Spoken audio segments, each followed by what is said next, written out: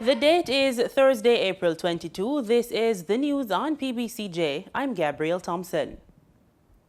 At least 40 world leaders met on Thursday for a virtual leaders summit on climate change. Among them was Prime Minister Andrew Holness. Marlon Samuels tells us more. The world leaders spoke of the need for definitive action to tackle the global challenge of climate change. Mother Nature is not waiting. The past decade was the hottest on record. Dangerous greenhouse gases are at levels not seen in 3 million years. Global temperature has already risen 1.2 degrees Celsius, racing towards the threshold of catastrophe. Meanwhile, we see ever-rising sea levels, scorching temperatures, devastating tropical cyclones, and epic wildfires. We need a green planet, but the world is on red alert. We are at the verge of the abyss. We must make sure the next step is in the right direction. We need urgent access to COVID-19 vaccines, which should be prioritized based on vulnerability. We need immediate action to cut greenhouse gas emissions, a program of debt forgiveness and debt rescheduling, concessional financing that takes account of vulnerabilities, and funding to compensate for damage to help to reconstruct our economies, and funding to acquire decarbonized technologies to assist in building resilience. The world committed to $100 billion per year to support climate action in developing countries. It is critical that this commitment not only be honored, but that the ambition be increased and major emitters should contribute more to its financing. We welcome President Biden's announcement in this regard. I encourage all governments to play their part in achieving this goal, and the private sector must also be engaged. While increasing the quantum of financing is necessary, it will not be sufficient to address the needs of small island developing states unless it is accessible and flexible enough to target support for our vulnerabilities. The summit is set to conclude on Friday, April 23, and is being hosted by the United States President Joseph Biden. No nation can solve this crisis on our own, as I know you all fully understand. All of us, and particularly those of us who represent the world's largest economies, we have to step up. Those that do take action and make bold investments in their people and clean energy future will win the good jobs of tomorrow and make their economies more resilient and more competitive. So let's run that race. Win more sustainable future than we have now. Overcome the existential crisis of our times. We know just how critically important that is, because scientists tell us that this is the decisive decade. This is the decade we must make decisions that will avoid the worst consequences of the climate crisis. The invitees include those countries that have demonstrated strong climate change leadership. It says the summit is a key milestone preceding the United Nations UN Climate Change Conference, COP26, this November in Glasgow. For the news on PBCJ, I am Marlon Samuels. Jamaicans have been given another 2 weeks to make submissions about the Cybercrimes Act 2015. So far, the public response has been anemic. Chief Technical Director in the Science, Energy and Technology Ministry, Joaquin Murray, hopes these submissions will reveal any shortcomings in the system. Certainly, we wouldn't want to fix anything that is not broken. And so we are like members are happy to have this opportunity to hear from private and public sector organizations and entities regarding how the legislation is working and how it can be improved. And because we will be supporting the committee, of course, then we would share our views on anything that is raised as a recommendation. Ms. Murray was speaking at the recent sitting Joint Select Committee, JSC, of Parliament reviewing the Act. Cybercrime is a trans-border crime. Some of the challenges that law enforcement encounters in relation to cybercrime is when you have an offense committed in one country and there is under mutual legal assistance treaties or agreements and or extradition treaties or agreements, the requesting country is unable to further their investigation because the offense is not one in the country from which you're seeking, support. There are also plans to use these submissions as a measuring stick for the efficacy of the Regional Cybercrime Action Plan. The amendments to the Domestic Violence Act have been approved. Minister of Culture, Gender, Entertainment and Sport Olivia Grange gave an update during a statement to the House of Representatives on Tuesday. During her presentation, Minister Grange addressed the issue of domestic violence. Simone Absalom Gale has that story. Domestic violence is a long-standing issue in the Jamaican society, but it has been in the spotlight recently following a spate of female homicides and videos showing physical altercations. Gender Minister Olivia Grange has denounced those acts of violence and says Jamaicans should speak out against domestic violence to force a change in the culture of violence and silence. This matter of gender-based violence, intimate partner violence, family violence, domestic violence must not be spoken of in hushed tones or only at certain places. We must speak of it everywhere, at our political rallies, at our staff meetings, at our church groups, at our women's meetings, at our men's meetings, in the nook and cranny of the island, and even in this honorable house. The gender minister says violence against a man or woman is unacceptable. We all must be committed in this house that we will not be a part of a gender war.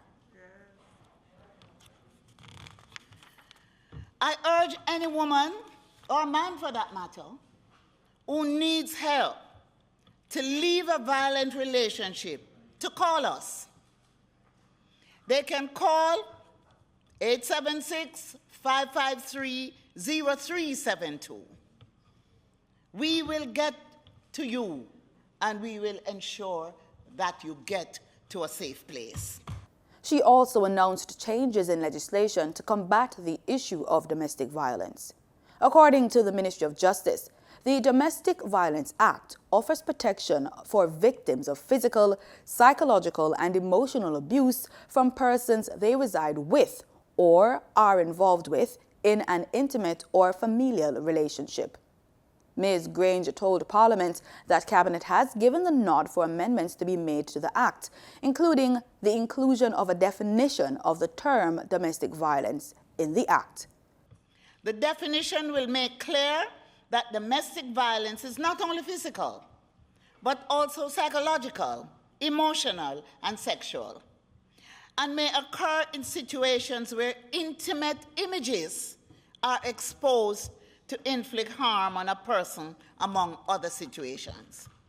Minister Grange says the proposed amendments will expand the category of people who will be allowed to apply for protection orders on behalf of an abused person.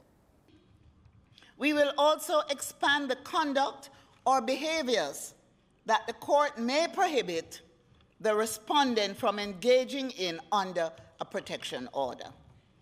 This will include a prohibition on taking possession of or damaging a property that the victim may have an interest in, as well as directing the perpetrator to pay compensation for monetary loss incurred by the victim as a direct result of conduct that amounted to domestic violence. The penalty for breach of a protection order has also been revised. We will increase the penalty for breach of a protection order. Madam Speaker and members, the current penalty is $10,000. We want to see the penalty move to $1 million or imprisonment for at least 1 year. Under the amended Act, judges could also direct the perpetrator of domestic violence to relinquish firearm license, firearms, or other weapons to the police, and other orders that the court may deem appropriate. Minister Grange says these changes will go a long way in strengthening the law. In related news, the Jamaica Labour Party Women's Caucus has released a video condemning domestic violence. The video featured Culture and Gender Minister Olivia Grange and Foreign Affairs and Foreign Trade Minister Kamina Johnson-Smith. Jamaica Labour Party Women's Caucus firmly and absolutely condemns domestic violence in all its forms and regardless of its perpetrators. As a group, we are collectively and individually distressed when a woman in any circumstance suffers abuse. This must not be tolerated, and we urge all persons to speak out whenever this occurs. We are determined to root out the scourge from our country and support every legal action to eliminate these horrible acts. Like all women, we have been horrified by a viral video that shows a man beating a woman. These actions must not be condoned in any way, shape, or form. We also express heartfelt support for the female victim in the video. As sisters, we stand in solidarity with her as she deals with not only the pain of the event, but also having it play out in the public domain. We want to recommend that she gets whatever support and counseling she may need in this difficult period. We acknowledge and commend the public outcry. The more the public stands up against these forms of behavior, the greater the chance of reducing and eliminating gender-based violence. The caucus reaffirms its commitment to bringing an end to gender-based violence. As a caucus, we will not only continue to wholeheartedly condemn violence in all its forms, including domestic violence and family violence, but also focus on the work needed to address the issue, its root causes and consequences. We must not lose the opportunity of increased public attention on the issue, to educate, sensitize, and to build even greater urgency for social change. We will engage in our communities and work in the government for better. The Parliament is working to strengthen the protection provided to women and families, but more is needed to break the cycle. What is required is institutional change, cultural change, re-socialization through public education, and education in our schools, together with continuous protection and support for victims and affected families. Motorists will pay more at the pumps this week for gas and diesel. We get this and other market details in this business report.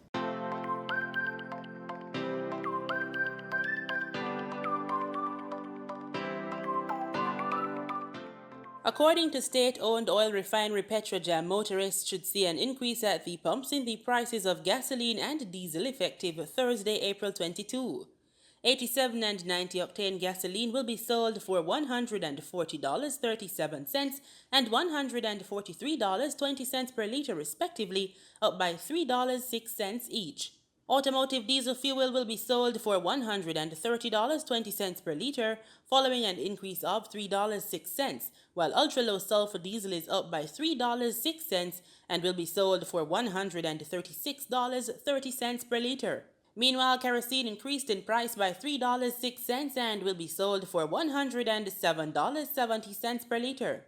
Propane liquid petroleum will be sold for $53.65 per liter, down by 9 cents, and butane liquid petroleum will be sold for $53.33 per liter, following a decrease of 25 cents.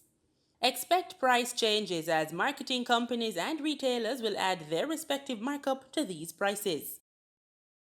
Tax Administration Jamaica TAJ is reminding taxpayers that they have the added convenience of doing business with the tax authority this Saturday, April 24, as it provides persons with more options to do business in light of the recently updated disaster risk management orders. TAJ says the following tax offices will operate this Saturday between the hours of 9 a.m. to 1 p.m. St. Andrew, Old Harbour, Mandeville, St. Anne's Bay, Montego Bay, and Savannah Lamar. The Portmore Tax Office, which is usually open on Saturdays, will also operate on adjusted business hours from 8:30 a.m. to 1:30 p.m.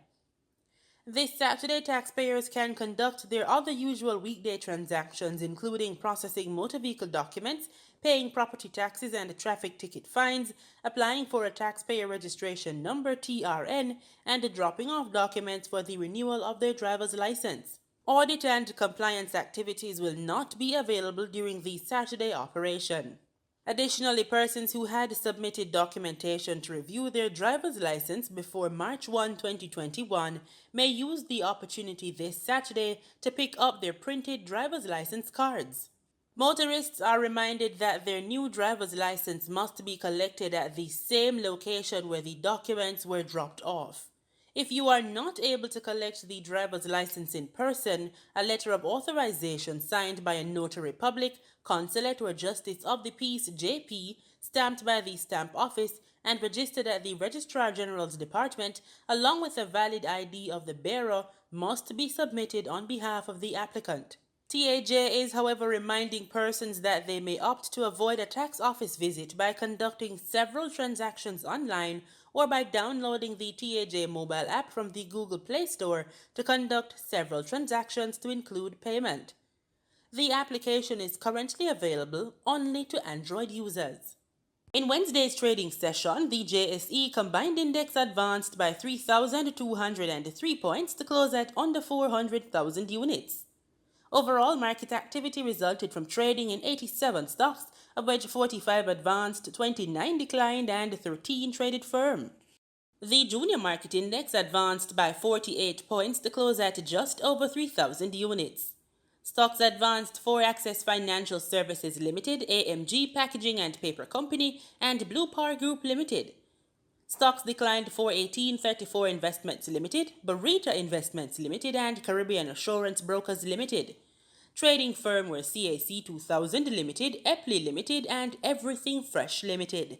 Trans-Jamaican Highway Limited was the volume leader with over 2 million units, followed by Wigton Wind Farm Limited ordinary shares with 1.8 million units, and Sagicor Select Funds Limited Financial with 1.2 million units.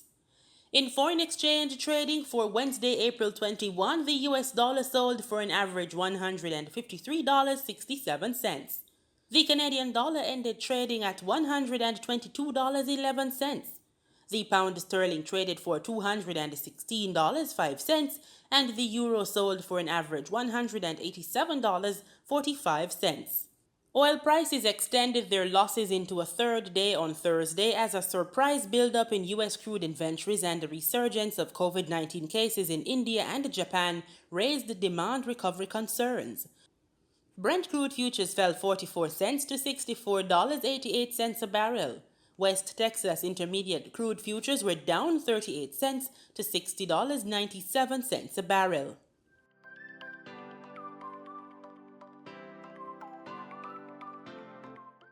In regional news, with plans for the demolition of the St. Lucia Marketing Board building underway, city officials this week met with the proprietors of the businesses in proximity to the old structure.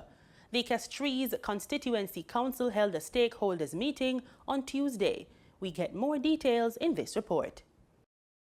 Dialogue was held on Tuesday at the Castries City Town Hall with tenants near the Marketing Board building, which is earmarked for demolition. The hub of commercial activity adjacent to the Marketing Board is a quintessential part of life near the waterfront area. Now, proprietors of various businesses, ranging from hair salons, eateries, and retail merchants, will have to relocate within a span of a year to make way for the demolition and reconstruction of the St. Lucia Marketing Board. We're looking at the relocation of those tenants within a 2-week period. After that, persons will witness the hoarding of the area, and then construction will begin. But before construction, the demolition of the old St. Lucia Marketing Board building, of course, will take place. So this is like the third time we've been meeting with our tenants. The first, we provided letters with the intention, of the project. This project, of course, has been long in coming because it's part of government's blueprint to develop the entire area. Press and Communications Officer within the Office of the Mayor, Jason Hollenseed, details the plan of action for the location. The second phase, it encompasses a box park. The box park will cater to those tenants, so we'll have the hair shops, the nail shops, the eateries, the cafes, the mini bars, we'll cater to all of them. Right after this is done, the next phase will include the tower at the old JJ's location. The Office of the Mayor claims the plans for the redevelopment of the location has received positive feedback from tenants. The old fire station location has been identified as the temporary spot chosen to house the tenants. And when they return, will the booths be returned, or will they occupy a space within the new structure that's being built? Right, and that was one of the important points at our meeting, with the ministry, given that, the Ministry of Tourism, they spearhead that project. They will be relocated to that new facility. In terms of displacement, it is something that we looked at very seriously. We cannot stop persons from their livelihood. So, for us, it is a matter of making them more comfortable, giving them a better location, a better environment to operate and to build on their business. Some might argue that strip they're currently on is prime location because they're right in front of a supermarket, so they get a lot of the foot traffic. Mm-hmm. So just for clarity purposes, they will be relocated to that very same location? Yes, they will be relocated to that very same location, but in a new facility. The proprietors will share the spot with farmers who occupy the location on Fridays and Saturdays. Solange Alfred, HTS News Force. There is a strong Chinese influence in Trinidad and Tobago, which is evident in the food consumed and even in the buildings across the island. On April 20th, Chinese Language Day is observed by the United Nations to celebrate multilingualism and cultural diversity. The language has progressed over the years, but as Kimberly D'Souza tells us, there is still an interest in learning the main language Mandarin locally. Ni hao, 我是 Kimberly D'Souza, 今天我们过世节 ANUGA. Hi, my name is Kimberly D'Souza, and today we're celebrating World Chinese Language Day. Chinese culture is rich in history. From its food to its architecture. So it's no surprise the United Nations dedicated April 20 as World Chinese Language Day. With 56 ethnic groups living in China, one associate professor of Chinese language at the Confucius Institute said there are several different kinds of languages in China. There are 29 kinds of popular language in China. More than 80% of Chinese can speak Mandarin Putonghua. This is the reason why I just teach Putonghua. Mandarin. If you can speak Putonghua, you can go anywhere in China. According to Professor Li, the origins of the Chinese characters date back to 1300 BC in the form of oracle bone inscriptions during the Shang Dynasty. This gives Chinese characters a history of 3,000 years. But the language has developed over that time, and using the word fire or hua, he showed the progression of the language. Now, into the modern one, we now with the regular, we call regular, okay, regular. Now also hua, okay, yeah, kai shu, hua, kai shu, clerical, okay, and xing shu, cursive, xing shu, fire, and cao shu, grass scripts, cao shu, okay. So this is developed from the first period to the second period. So the second period was form of Han Dynasty. Amidst the changes, there is still some interest in learning Mandarin in TNT, whether for students learning it as a university requirement or adults who need the skills to conduct transactions with their Asian counterparts. Still, Secretary and local language teacher at the Confucius Institute, Janine Lachman, suggested one way to generate more interest in the language. I think calligraphy could be an avenue to kind of get people eased into studying Chinese. So calligraphy is like stylistically writing Chinese characters. And I think that's the aspect that most fascinates a lot of the students, or even non-students, if we go out to a different school to do a promotional event. That is what attracts the persons to kind of say, oh, how to write this, how to say this. And even I couldn't doubt her suggestion, as I always wanted to learn Mandarin and got a crash course in writing and saying the numbers 1 to 4. 4 1 2 3 4. All right, nice. One more. 5. One more. Yeah. 5. So 5.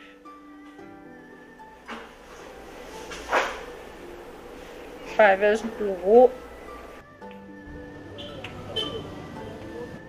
The day was celebrated for the first time in 2010, but since 2011, it has been commemorated on April 20.